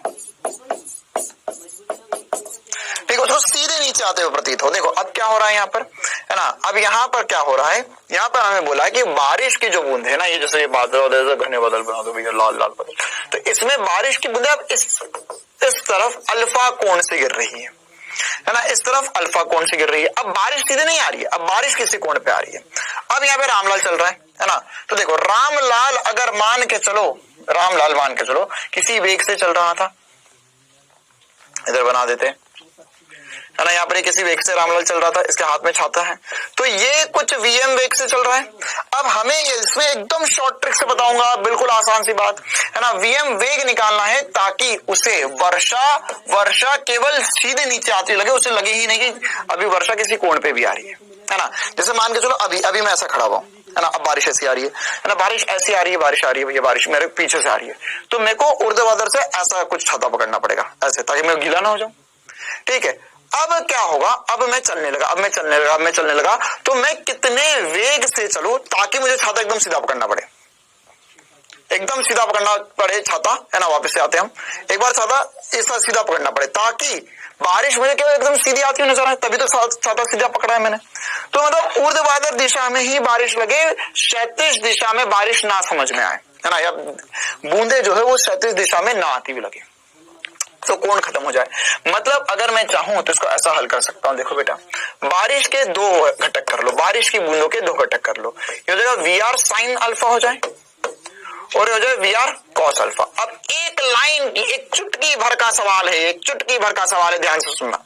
अगर तुम ऐसा चाहते हो, ये बात मैंने तुम्हें पहले भी बताई थी कि जैसे यहाँ पर चिंटू चल रहा है, उसे चुन्नू मुन्नू उसको केवल ऐसा लग रहा है उससे दूर जा रहे हैं, तो क्यों दूर जा रहे थे, क्योंकि इधर की दिशा में उन दोनों का वेग बराबर था। तो वैसे ही अगर तुम चाहते हो बारिश तुम्हें केवल सीधी नीचे आते हुए लगे, तो इस दिशा में, आगे की दिशा में तुम्हारा वेग और बारिश का वेग अगर समान हो जाए तो अपेक्षित वेग इस दिशा का शून्य हो जाएगा। तो बस एक लाइन की बात है कि वीएम जो हो जाए वो वी आर साइन अल्फा के बराबर हो जाए। तो ये कंडीशन रहेगी, वेरी इंपॉर्टेंट कंडीशन। हमने ओरली कर दिया क्योंकि हमें समझता है कि बारिश ऐसी आ रही है, तो बारिश के दो घटक होंगे, एक घटक इस तरफ होगा और एक घटक नीचे की तरफ होगा। अब मैं चाहता हूं कि वो सीधे नीचे आते हुए लगे, तो जिसने वेग से बारिश इधर की तरफ चल रही थी उतनी वेग से मैं भी चल दूं तो मुझे बारिश जो है वो केवल ऊर्ध्वाधर दिशा में नजर आएगी। अरे ये नजर आने वाली बात है, इसलिए मैंने चुन्नू मुन्नू की कहानी सुनाई थी तुम्हें, ठीक है, तो वो बहुत इंपॉर्टेंट सी कहानी थी, उससे हम डायरेक्ट डिड्यूस कर सकते हैं। चलिए बेटा, इसमें एक दो सवाल कर लेते हैं। हमें बोला है कि एक स्थिर व्यक्ति बारिश की बूंदों को ऊर्ध्वाधर ऊपर से गिरते हुए देखता है ना, मतलब कि यहाँ पर भैया बादल बादल घने काले बादल, और यहाँ पर व्यक्ति को बारिश सीधे नीचे आती हुई नजर आती है। फिर बोला है कि जब वह, अच्छा, अब यही व्यक्ति 4 किलोमीटर प्रति घंटे की रफ्तार से आगे चलने लगता है, ठीक है, तो वह छाता ऊर्ध्वाधर से, है ना, यहाँ पर वो जो छाता है जब चलता है तो ये जो छाता इसने पकड़ रखा है वो छाता वह ऊर्ध्वाधर से 53 डिग्री के कोण पे पकड़ता है। कितने डिग्री के कोण पे पकड़ता है? 53 डिग्री के कोण पे पकड़ता है। तो आपको यह बताना है कि बारिश की बूंदों का वेग क्या होगा। तो एकदम आसान सी बात होगी सर ये तो ये यहाँ पर अभी हमने देखा tan थीटा का मान, तो हमें tan थीटा ही दिया हुआ है ना। देखो कभी भी कंफ्यूजन हो तो डायग्राम बना लो। 4 किलोमीटर प्रति घंटे की रफ्तार से नीचे की तरफ आ रही है, ये वाला वेग हमें नहीं पता, और ये जो एंगल है थीटा, देखिए ये वाला जो एंगल होगा वही थीटा होगा, और ये हमें 53 डिग्री दिया हुआ है। तो हम tan 53 क्या लिख सकते हैं सर? tan 53 होगा, अभी हमने देखा Vm बटा VR होगा, Vm बटा VR होगा। तो tan 53 कितना है? tan 53 कितना होता है? ओहो, tan 53 कितना होता है सर? tan 53 का जो मान होता है वो होता है 4/3। तो ये 4/3 बराबर Vm हमें नहीं पता, लेकिन VR पता है हमें। VR है हमारे पास 4, VR कितना है? 4 है। तो यहां से हम Vm निकाल सकते हैं, ठीक है। हम क्या निकाल सकते हैं? Vm ऊर्ध्वाधर, ठीक है। तो यहां पर हम इसको थोड़ा सा ठीक करके लिख देते हैं एक बार। यहाँ पर ये जो Vm है ना, अरे ये फॉर्मूला कहां से आया? ये अभी हमने पढ़ा, Vm बटा VR से पकड़ना होगा ऊर्ध्वाधर से, ठीक है। तो यहाँ पर tan 53 मतलब 4/3, और यहाँ पर व्यक्ति, अरे रे नजर हटी, दुर्घटना घटी, यहाँ पर रामलाल चल रहा है। वही हम सोच रहे थे, कुछ ना कुछ तो गड़बड़ हो रहा है। रामलाल 4 किलोमीटर प्रति घंटे के वेग से चल रहा है ना भैया, हाँ। तो यहाँ पर 4/VR, तो 4 से 4 कट गया, VR का जो मान आ गया वो 3 किलोमीटर प्रति घंटा आ गया। मतलब बारिश नीचे की तरफ 3 किलोमीटर प्रति घंटे से चल रही है। परिमाणी वेग भी पूछ सकते थे, कोई बड़ी बात नहीं है निकालना, है ना। तो हम उसको 5 किलोमीटर प्रति घंटा बोल सकते हैं। चलो बेटा आगे बढ़ते हैं हम, है ना, और एक और जबरदस्त सवाल कर लेते हैं। इस पे हम परिमाणी वगैरह निकाल पाएंगे। हमें बोला है एक आदमी सड़क पर 3 किलोमीटर प्रति घंटे के वेग से चलता है, अचानक बरसात शुरू हो जाती है। फिर बोला है बरसात का वेग 10 किलोमीटर प्रति घंटा ऊर्ध्वाधर नीचे की ओर है। ये 10 किलोमीटर प्रति घंटा ऊर्ध्वाधर नीचे की ओर है, ठीक है। और फिर बोला है कि एक आदमी सड़क पर चल रहा है। कितने वेग से चल रहा है? वह चल रहा है 3 किलोमीटर प्रति घंटे के वेग से। तो यहाँ पे एक बार हम लिख देते हैं ना, पहले लिख लेते हैं। vm जो होगा वो 3 किलोमीटर प्रति घंटा होगा, और जो v r है वर्षा का वेग वो 10 किलोमीटर प्रति घंटा दिया हुआ है। ठीक है, उस बाद नीचे क्या, तो वर्षा व्यक्ति के सापेक्ष बरसात का वेग क्या होगा, तो व्यक्ति के सापेक्ष वर्षा का वेग मतलब velocity of rain with respect to man जो हम निकालते हैं, तो sir V R vector minus VM vector. तो सर हमें तो दिशा ही नहीं दी है, मैं भी वही सोच रहा था, दिशा तो दी ही नहीं कि व्यक्ति इधर जा रहा है इधर जा रहा है, कोई फर्क नहीं पड़ता, उसने तुमसे परिमाणी पूछा है ना। तो परिमाणी क्या होता है, इसका परिमाण जो होगा वो हो जाएगा वर्गमूल VR का स्क्वायर प्लस VM का स्क्वायर। ठीक है, तो VR का स्क्वायर प्लस VM का स्क्वायर कितना हो जाएगा, अंडर रूट VR कितना है भैया, VR इज 10 का वर्ग प्लस VM है 3 का वर्ग, तो कितना हो गया, ये हो गया वर्गमूल 109 किलोमीटर प्रति घंटा। क्लियर है, तो आसान से हम ये वाला सवाल सॉल्व कर सकते हैं। चलो भैया अब हम आगे बढ़ते हैं, ये 109 किलोमीटर प्रति घंटा हमारा आंसर आ गया। अगला सवाल इसी प्रकार से हम देखते हैं। अगले प्रकार का जो सवाल हमको डिस्कस करना है वो अब नदी नाव का सवाल है। ठीक है, देखो ये ऐसे छोटे छोटे से हम इसको अलग से स्पेसिफिकली इतना क्यों पढ़ रहे हैं, क्योंकि इस पर ही सवाल आते हैं ज्यादातर। ठीक है, तो ये स्टैंडर्ड पैटर्न्स होते हैं जो हमें पता होना चाहिए। अब ऐसी नदी नाव संबंधित प्रश्न क्या है, बेटा आप चाहते से एक फॉर्मूला शीट बना लो ना, उसमें कि वर्षा व्यक्ति के क्या इंपॉर्टेंट फॉर्मूले है, अब ऐसे नदी नाव के क्या इंपॉर्टेंट फॉर्मूले हैं। नदी नाव क्या चक्कर है ये समझते। देखो मान के चलो कि यहाँ पर मेरे पास एक नदी है ना, नदी का एक प्रकार का सवाल हमने पहले भी करा हुआ है कि व्यक्ति जो है वह नदी की प्रवाह की दिशा में नीचे जा रहा है और उसकी विपरीत दिशा में ऊपर आ रहा है, ये हमारा हो गया है।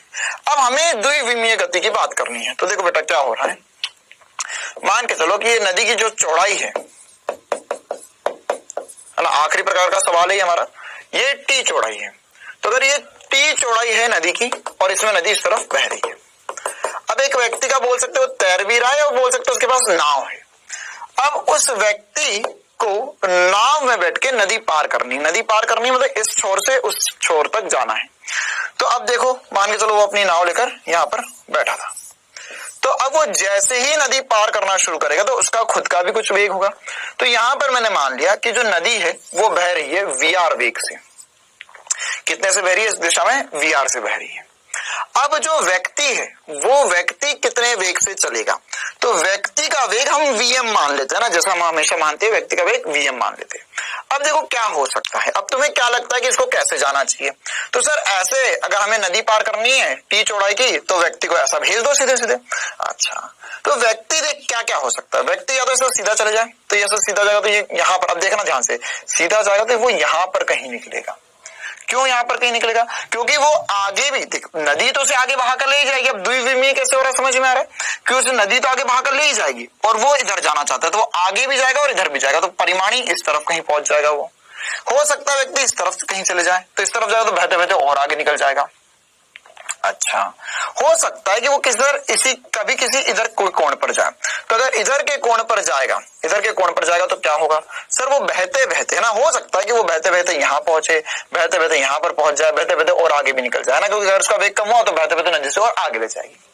तो हमें ये सब कंडीशंस एनालिसिस करनी है, ये सारी कंडीशंस समझनी है कि कब क्या होगा ये समझना है हमें, कि कब आदमी यहाँ निकलेगा, कब यहाँ निकलेगा, कब यहाँ निकलेगा। हमें ये भी निकालने का बोल सकता है वो सवाल में कि ये नदी की चौड़ाई है तो कितने समय में नदी पार करेगा। या यहाँ पर नदी, जैसे एक और बात जो इंपॉर्टेंट सी है कि मान के चलो यहाँ पर ऐसा राजस्थान, यहाँ पे कुछ नहीं, यहाँ पे कुछ नहीं, कुछ पता ही नहीं चल रहा उसे, है ना। वो तो यहाँ पर एक नारियल का पेड़ था, इस नारियल के पेड़ के जस्ट अपोजिट साइड यहाँ पे एक और उसका जुड़वा नारियल का पेड़ है ना, मतलब दो नारियल के पेड़ एकदम जुड़वा। सर जुड़वा पेड़ कैसे होते हैं, अरे दो एक जैसे हो, देखो। तो अब ये अगर इस हिसाब से चले यहां से यहां तक पहुंचना उसे, मतलब कि वो कुछ ऐसा जाए और घूमते हुए यहां पहुंचे, क्योंकि कभी भी सीधे चलेगा तो वो हमेशा यहां निकलेगा। अरे ये तो कॉमन सेंस की बात है ना, सीधा जाएगा तो आगे भी बढ़ेगा, ऊपर भी जाएगा, आगे ऊपर आगे ऊपर तो कहीं यहां पहुंच जाएगा। तो उसे किसी कोण पर तैरना शुरू करना चाहिए। ठीक है, तो अभी तो मैं निकालना चाहूंगा कि कितना समय लगेगा उसे, कितना समय निकलेगा लगेगा, है ना। और साथ ही साथ मान के चलो कि अगर वो एग्जैक्टली घूमते हुए वहां पर नहीं पहुंच पाया और कहीं आगे पहुंच गया, तो ये नारियल के पेड़ से नारियल के पेड़ के बीच में ना, मतलब कि ये क्या है, ये हमने मापने के लिए बना दिया। अच्छा ये सीधी रेखा है, तो ये जितना आगे निकल जाएगा उसे हम ड्रिफ्ट कहते हैं बेटा। क्या कहते हैं? ड्रिफ्ट या अपवहन कहते हैं। अपवहन कितना हुआ इसका, तो ये भी हमको सब कुछ निकालना है। तो अब हम इसे करना शुरू करते हैं। देखो हमने क्या माना कि यार ये ऊर्ध्वाधर से, ध्यान से देखना, मैं क्या मान रहा हूं, ऊर्ध्वाधर से किसी कोण थीटा पर वीएम वेग से व्यक्ति चलना शुरू करता है। किसी कोण थीटा पर माना है, मैंने कोण माना है ऊर्ध्वाधर से, क्योंकि मेरी मजबूरी है तुम्हें समझाना है। लेकिन याद रखना 90% टाइम्स वो पूछेगा हमें कि ये नदी की दिशा से कितना कोण बने। तो नदी की दिशा से कोण बनेगा तो वहां पर वो 90 प्लस थीटा करना पड़ेगा। जो भी हमारा थीटा का आंसर है उसमें 90 को जोड़ना पड़ेगा। अब बिल्कुल आसान सी बात है, जो हम तक पढ़ते आए, हम वैसा का वैसा उठाकर इसमें लगाना है ना। क्या क्या कंडीशंस बन सकती है मैंने तुम्हें समझा दिया है। तो देखो यार वास्तव में अब क्या हो रहा है, फिर से अगर मैं ध्यान से देखूं तो ये इसके दो घटक कर सकता हूं मैं वीएम के। मैंने माना है किसी कोण पे, हो सकता है सीधे भी जा रहा हो सकता है इधर भी जा रहा हो, ठीक है, कहीं भी हो सकता है, कोण का मान कुछ भी हो सकता है, 0 भी हो सकता है, 89 डिग्री भी हो सकता है। तो इधर का घटक में देखो तो वो वीएम कॉस थीटा होगा, और इधर का घटक देखो तो वो वीएम साइन थीटा होगा। अच्छा, और साथ ही साथ उसके पास, ये व्यक्ति के पास एक नदी के कारण एक वीआर वेग भी इस तरफ आ ही जाएगा, ठीक है। तो अगर मैं देखूं कि इसमें मैं इसका परिमाणी वेग या व्यक्ति का जो परिमाणी वेग है जमीन के सापेक्ष, ये तो क्या नदी के सापेक्ष सब कुछ, नदी के सापेक्ष कहां जा रहा है। अब अगर मैं जमीन के सापेक्ष देखना चाहूं तो देखो ये कुछ वैसी बात है कि ट्रेन चल रही थी, बंदर है, तो हम क्या बोलते थे, अच्छा बंदर ट्रेन पे चल रहा है तो ट्रेन भी आगे जा रही है, बंदर भी आगे जा रहा है, तो जमीन के सापेक्ष उनका वेग जुड़ जाता था। तो वैसे ही यहां पर भी हम कुछ कर सकते हैं सर कि अगर यहां पर हम धरातल या जमीन के सापेक्ष या पेड़ के सापेक्ष देख लेते हैं, पेड़ भी है भैया, उसको भी पिक्चर में ले लेते हैं। पेड़ के सापेक्ष व्यक्ति का वेग,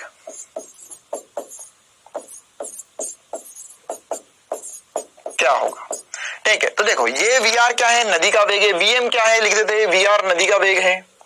यार ये तो समझता है ना, नदी का वेग है,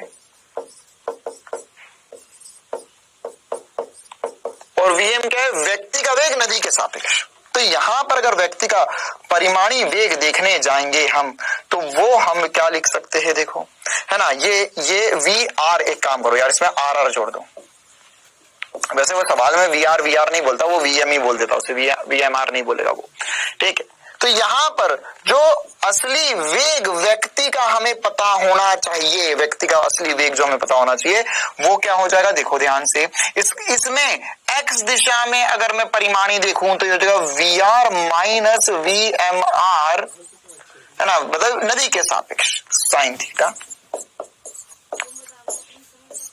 आई cap plus V M R cos theta J cap. ये वास्तविक वेग है व्यक्ति का, ये क्या है, व्यक्ति का वास्तविक वेग है। आप ऐसा नहीं कह सकते हमको तैर कर दिखाओ, अपने पीछे का सवाल में वो छतरी दिखाई थी, नहीं, ठीक है ना। तो ये इतना समझ सकते हैं कि ऐसा कहीं तैर कर ये जाएगा। तो यहां पर ये आई कैप और जे कैप में क्यों लिख दिया, क्योंकि देख वास्तविकता में क्या होगा, जे कैप वाला जो वेग है उसे वो आगे बढ़ा रहा है, और आई कैप वाला वेग जो है वो इस दिशा में से हिला रहा है। तो जैसे मान के चल, जैसे अब ये कॉमन सेंस की बातें हैं कि मान के चल वी आर बड़ा हो गया वी एम आर को साइन थीटा से, तो ये इधर की तरफ निकल जाएगा। अगर इधर वाला वेग ज्यादा हो गया इससे तो वो यहाँ कहीं निकलेगा। दोनों वेग अलग अगर बराबर हो गए तो ये सामने निकल जाएगा, बस कहानी खत्म। तो पहले हमें यहाँ पे निकाल लेते हैं कि नदी पार करने में लगा समय, नदी पार करने में लगा समय। मेरे पास थोड़ी सी यहाँ पे नीचे जगह खत्म हो गई, आप चाहो तो यहाँ पे लिख लो, है ना, कि ये जो है यहाँ पे मैं चलो ऊपर लिख देता हूं, ये नदी पार करवाएगा, ये वाला वेग, और ये वाला जो वेग है, ये वाला वेग यह अपवहन देगा। अपवहन मतलब कि ड्रिफ्ट देगा कि कहां पर पहुंचा वो, बस इतनी सी बात थी। तो नदी पार करवाएगा टी, तो समय टी, तो टाइम जो लगेगा टाइम, अच्छा हिंदी में लिख देते समय। तो समय हमें पता है सर, समय क्या होता है? समय होगा दूरी, कितनी दूरी जा रहा है, टी चौड़ाई है बटा कितने वेग से जा रहा है, वो हो जाएगा VMR cos थीटा। ठीक है, नदी के सापेक्ष कितना वेग है व्यक्ति का।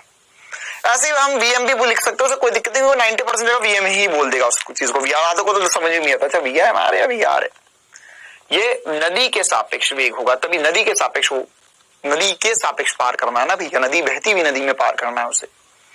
अच्छा, इसी प्रकार से हम आपसे चाहे, हम ये तो हमने समय पूछ लिया आपसे, अब हम चाहे तो आपसे ये पूछ सकते हैं कि इतना समय लग रहा है, अब इसका अपवहन कितना होगा?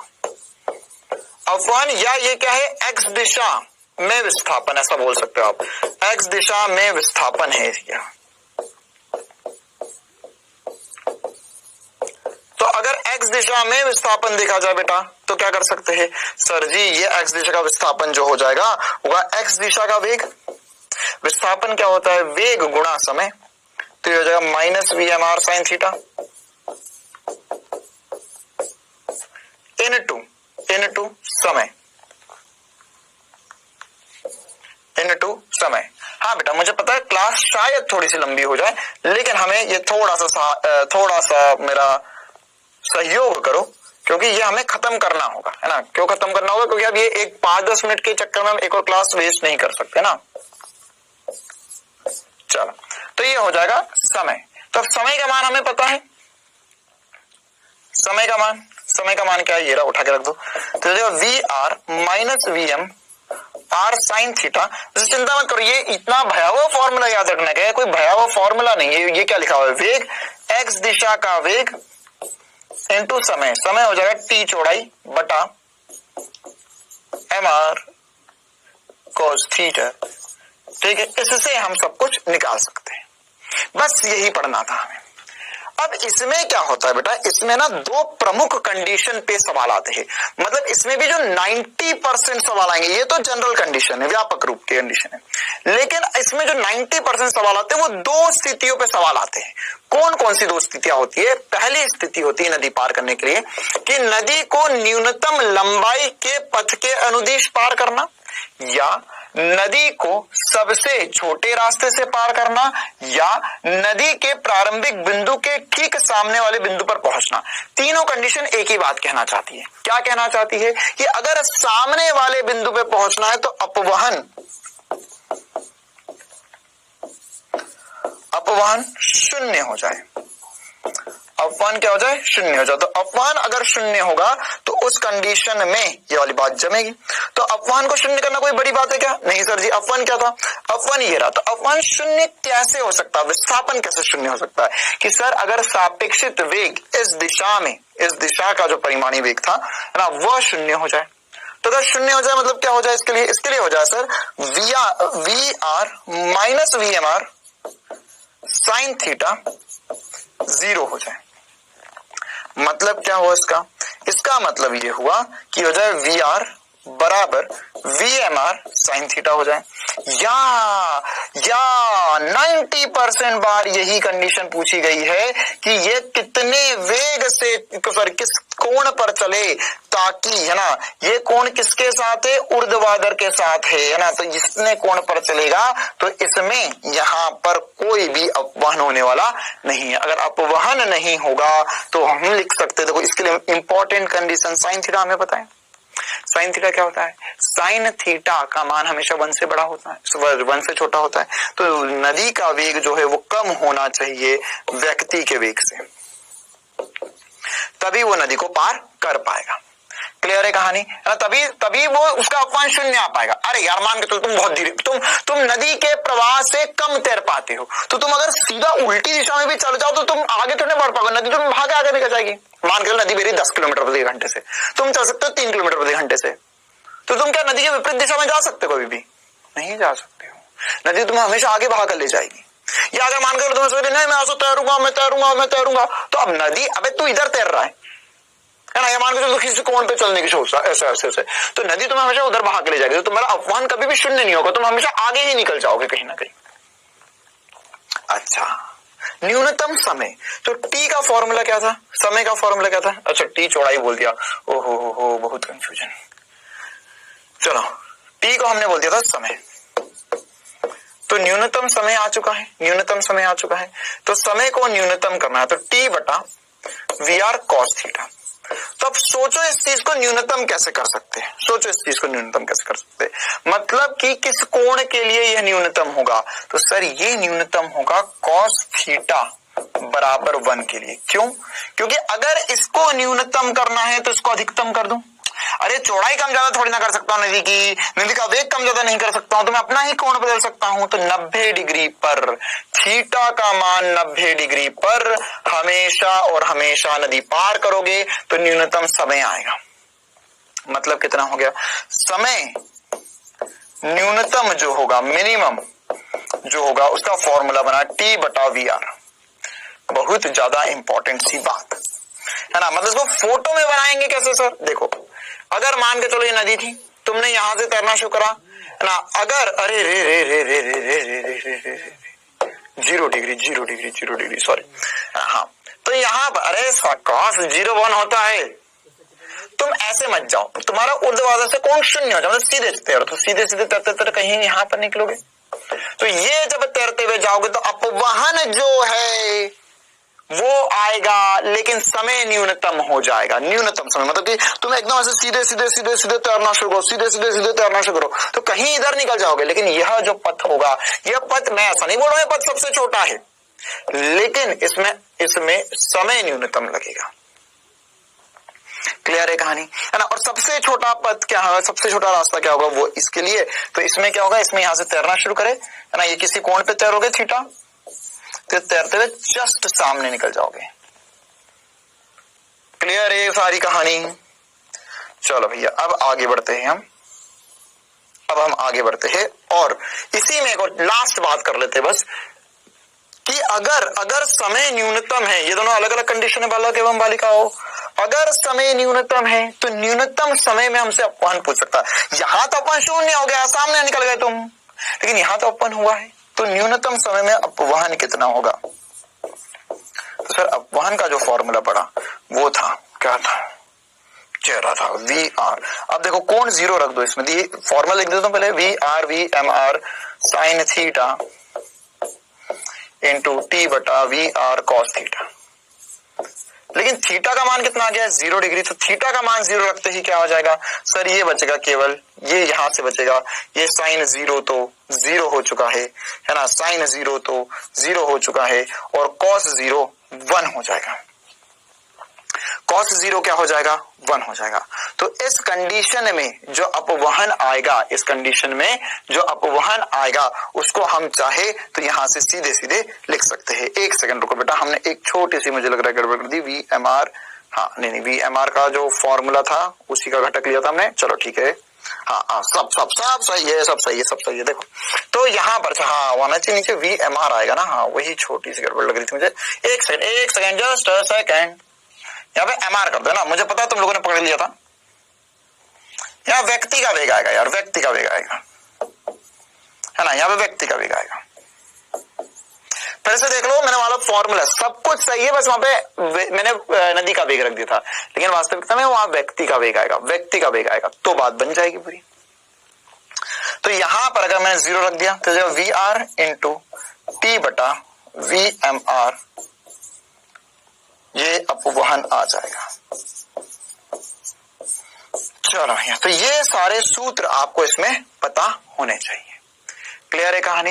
अब इसमें बस एक दो बढ़िया से ऐसे सवाल करवा रहा हूं मैं जिससे सब कुछ ही हो जाए, मतलब ऐसा सवाल जिसमें ये सब कुछ एक साथ कवर हो जाए। क्लियर है, तो हमें पूरा फील वापस से आ जाएगा।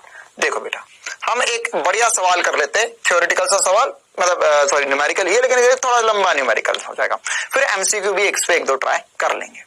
सवाल में बोला है कि एक नाव को स्थिर पानी में 5 मीटर प्रति सेकंड से चलाया जा सकता है, मतलब ये नाव का वेग दिया हुआ है ना, या मैन बोल सकते हो या बोट बोल सकते हैं, है ना, तो ये हमारा वीएम हो गया। ठीक है, फिर बोला है चलाया जा सकता है यह 200 मीटर चौड़ी नदी नदी में उपयोग में ली जाती है। फिर नदी की चौड़ाई कितनी बोली है? 200 मीटर। देखो बेटा कैसे करना है, सब कुछ पूरा फिर से हम इस सवाल के जरिए कर डालेंगे। बोला ये 5 मीटर पर सेकंड से चल सकता है। नदी की धारा का पूर्व दिशा की ओर, देख कुछ भी हो जाए नदी की धारा नहीं बदल सकती, नदी तो इधर 3 मीटर पर सेकंड से बह रही है। अच्छा, फिर बोला है नदी की धारा के लंबवत नदी को पार करने के लिए नाव को किस दिशा में चलना होगा। मतलब कि धारा के लंबवत मतलब यहां से यहां तक पार करने के लिए किस दिशा में चलना होगा। तो ऑब्वियस सी बात है सर, इधर कहीं चलाना होगा, है ना। इसका मतलब क्या हो गया? इसका मतलब हो गया अपवहन शून्य करना है, अपवहन शून्य करना है। इसका मतलब यह हो गया, या ड्रिफ्ट शून्य करना है। तो यहां पर क्या बना देंगे? देखो भैया यहां पर सर हम मान लो कि इसको किसी कोण थीटा पर ले जा रहे हैं, ये 3 मीटर पर सेकंड से चल रही है, नाव चल सकती है 5 मीटर पर सेकंड से, ये हो गया 3 मीटर पर सेकंड, और ये कोण हो गया है थीटा। कितना हो गया? थीटा। तो अब क्या करना सिखा था मैंने तुम्हें? अगर सर अपवहन शून्य करना है तो यहाँ पे साइन थीटा लिख सकते हैं हम 3/5, या क्या लिखना सिखा था? देखो साइन थीटा का मान क्या सिखा था सर? ये था VR/VM, है ना, VR/VM। सर आप उसे VM और लिख रहे तो VM ले लो, अरे कोई दिक्कत नहीं, मैंने क्या बोला तुम्हें, वो यही लिख कर देगा, ठीक है। तो यहां पर ये नदी के साथ, ये नदी का वेग कितना है? 3, और ये आ गया 5। तो यहां पर साइन थीटा कितना आ जाएगा? साइन थीटा, थीटा का मान आ गया सर 37 डिग्री। तो ये ऊर्ध्वाधर से 37 डिग्री पर अगर तैरना शुरू करे, अब फील आया, ऊर्ध्वाधर से 37 डिग्री पर तैरना शुरू करे, तब ये एग्जैक्ट सामने वाले बिंदु पर तैरता तैरता यहां निकल जाएगा, एग्जैक्ट सामने वाले बिंदु पर। इसमें हमें नदी की धारा से, यहां पर लिख देता हूं, नदी की धारा से कोण, नदी की धारा से कोण इंपॉर्टेंट है ना। नदी की धारा से कोण कितना हो जाएगा? ये हो जाएगा सर थीटा प्लस 90 डिग्री, या ये हो जाएगा 127 डिग्री। वेरी इंपॉर्टेंट है ना, हमें 90% यही पूछेगा, नदी की धारा से कोण।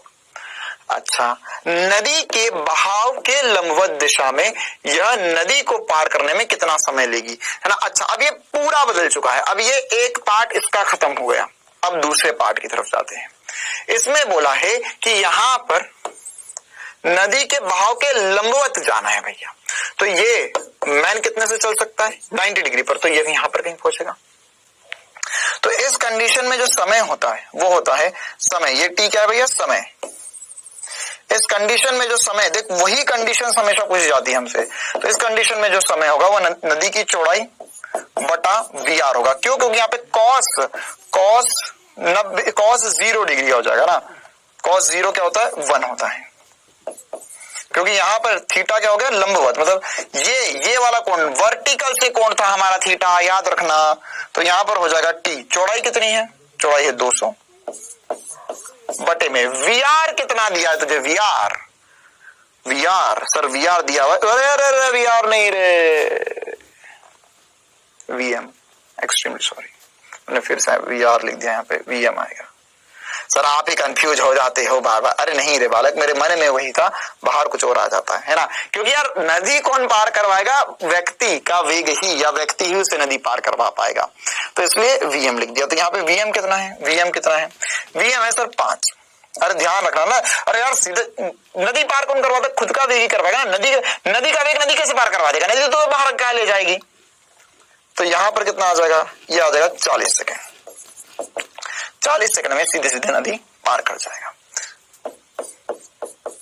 चलो आखिरी सवाल, न्यूनतम समय में नदी को पार करने के लिए नदी की नाव को किस दिशा में चलना होगा? तो इसका जवाब तो हमें ऑलरेडी पता है, इसके लिए चाहो तो यहां पे लिख लो बहाव के प्रवाह के लंबवत।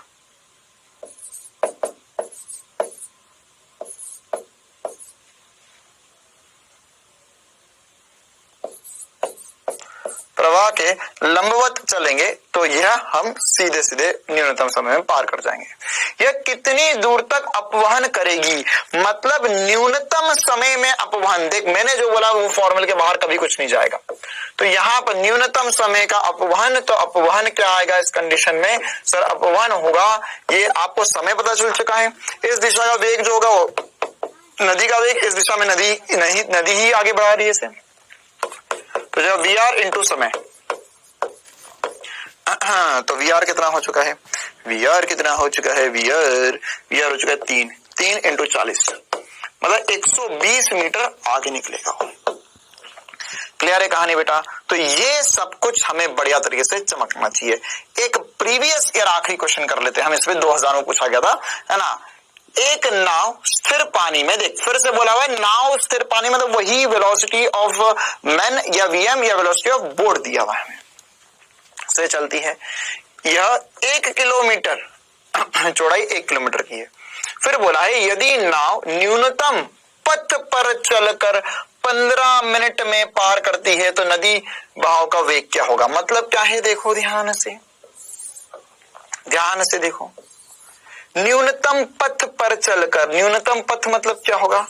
बोला है ना न्यूनतम पथ मतलब यहां से कुछ थीटा डिग्री पर यहां पर पार कर गई है, ठीक है? तो अब नदी पार कर गई है, तो देखो बहुत बढ़िया सवाल है ये भी।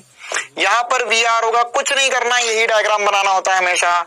वीएम दिया हुआ है हमें 5 दिया, ये थीटा नहीं पता हमें, लेकिन हमें पता है कि सर वी आर, वी मतलब ये 5 कॉस थीटा नदी पार करवाएगा, और वी एम मतलब कि वीएम साइन थीटा, या वी ये वाला 5 साइन थीटा इसे इधर उधर हिलाता है। तो अब बोला है कि नदी की जो चौड़ाई है वो 1 किलोमीटर चौड़ी है। कितनी है भैया? 1 किलोमीटर चौड़ी या 1000 मीटर चौड़ी नदी है। फिर बोला है कि ये 15 मिनट में पार कर लेती है, तो समय हमें दिया है 15 मिनट। 15 मिनट या मैं चाहूं तो इसे 1/4 है ना, 1/4 घंटा लिख सकता हूं। कैसे? 60 से भाग दे दिया, और इसे किलोमीटर में ही रहने दो क्योंकि हमें सब कुछ किलोमीटर में ही दिया और पूछा भी किलोमीटर में ही है। चलो तो बस सवाल खत्म हो चुका है। नदी को पार कराओ पहले, तो नदी पार होगी, नदी पार, समय दिया हुआ हमें, समय दिया हुआ सर 1/4, क्या लिख रहा हूं मैं? टी बराबर है ना, समय बराबर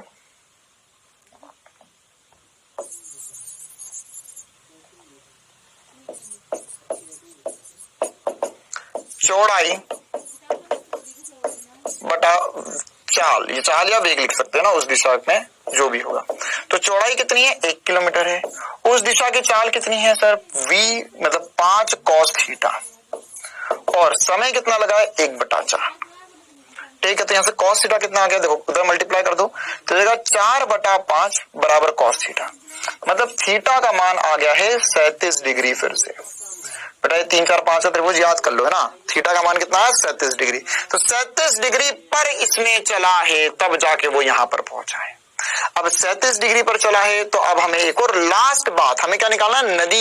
नदी का बहाव निकालना है। तो हमें पता है कि सर यहां पर अगर अपवहन 0 हुआ है तो साइन थीटा क्या होता है? साइन थीटा होता है नदी का बहाव, अभी जो फॉर्मूला पढ़ा वो हो जाएगा नदी का बहाव बटे में, है ना? या आप चाहो तो सीधे सीधे ऐसा भी कर सकते हो, देखो मैं दोनों कर देता हूं, या आप सीधा ऐसा भी कर सकते थे।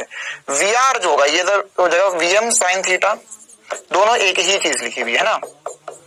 या मैं चाहता तो सीधे सीधे ये लिख सकता था कि अगर इस दिशा में विस्थापन 0 है तो लिखूंगा मैं वी आर बटा 5 साइन थीटा। अरे हुआ ना, वी आर इधर, वी 5 साइन थीटा इधर, तो बस कहानी खत्म हो चुकी है। तो यहां से वी आर कितना आ गया है? 5 into sine theta, sine 37 degree, मतलब ये हो गया 3/5। तो 5 से 5 कर दिया, 3 किलोमीटर प्रति घंटा हमारा आंसर आ गया, ठीक है? तो एक और बहुत ही मस्त सा सवाल हमने सॉल्व कर लिया बेटा। चलो तो आज की क्लास अब हम यहीं खत्म करते हैं। मुझे पता है थोड़ी सी बढ़िया क्लास होगी, थोड़ी बड़ी क्लास होगी, लेकिन ये सब कुछ हमारे लिए बहुत ज्यादा इंपॉर्टेंट है। चलो अब 2 सवाल दे रहा हूं क्विज के रूप में, जल्दी से इनके जवाब बताओ।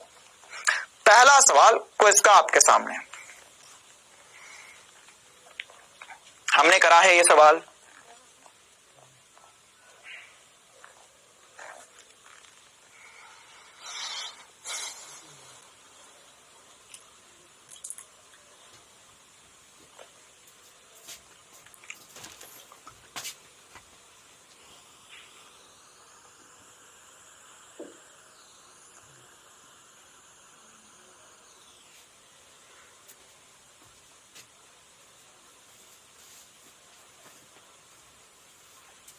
चलो भैया time up time up time up time up. ये हमने क्लास में सॉल्व करा बेटा, डी बटा यू अभी हमने सॉल्व किया था, है ना। मैंने आपको क्या फॉर्मूला बताया था कि जो समय होता है इसके लिए वो होता है डी बटा, वही वाला सवाल है जो हमने डिस्कस किया, पी क्यू आर एस, चार कोनों पे सब एक दूसरे को देखते हुए चल रहे हैं। तो यहाँ पर होगा डी बटा वी 1 माइनस कॉस 2 पाई, मतलब 2 पाई बटा एन। इसी से सॉल्व कर लो, पूरा यही मैंने क्लास में करवाया है। तो यहाँ पे ये डी है बटा यू, यहाँ पर जाएगा 1 माइनस कॉस 90 डिग्री, बाहर का कोण कितना है 90 डिग्री, तो कॉस 90 शून्य होता है, तो डी बटा यू हमारा जवाब आ जाएगा। चलो एक और बेहतरीन सा सवाल है ना, हमें बोला गया है कि एक नदी पूर्व से पश्चिम की ओर 5 मीटर प्रति मिनट के वेग से बह रही है, फिर दक्षिण किनारे पर खड़ा एक व्यक्ति शांत पानी में 10 मीटर प्रति मिनट के वेग से तैरने में सक्षम है। वह नदी को लेकर न्यूनतम समय में पार करना चाहता है, तो कैसे तैरना चाहिए उसे। चुटकी भर का 10 सेकंड का सवाल।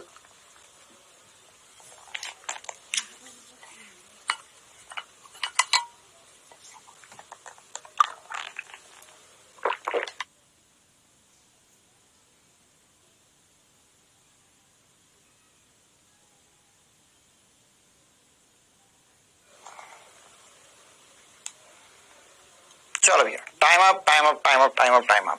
हमें पता है कि सर अगर पूरब से पश्चिम की ओर, है ना, नदी पूरब से पश्चिम की ओर बह रही है, नदी ऐसी बह रही है, तो व्यक्ति को नदी के बहाव के लंबवत, मतलब इस दिशा में, मतलब उत्तर की दिशा में तैरना चाहिए, तभी वो न्यूनतम समय में नदी को पार कर पाएगा। बाकी कोई फर्क नहीं पड़ता, उसने समय में कुछ नहीं पूछा। चलो बेटा, तो आज की क्लास के लिए इतना ही रखते हैं। हमने समतल में अपेक्षित गति पढ़ ली है, व्यक्ति वर्षा संबंधित प्रश्न पढ़ लिए है और नदी नाव संबंधित प्रश्न किए। सारे प्रश्न काफी ज्यादा इंपॉर्टेंट है, एक बार सबको सारे प्रश्न पूरे पूरे रिवाइज करने होंगे।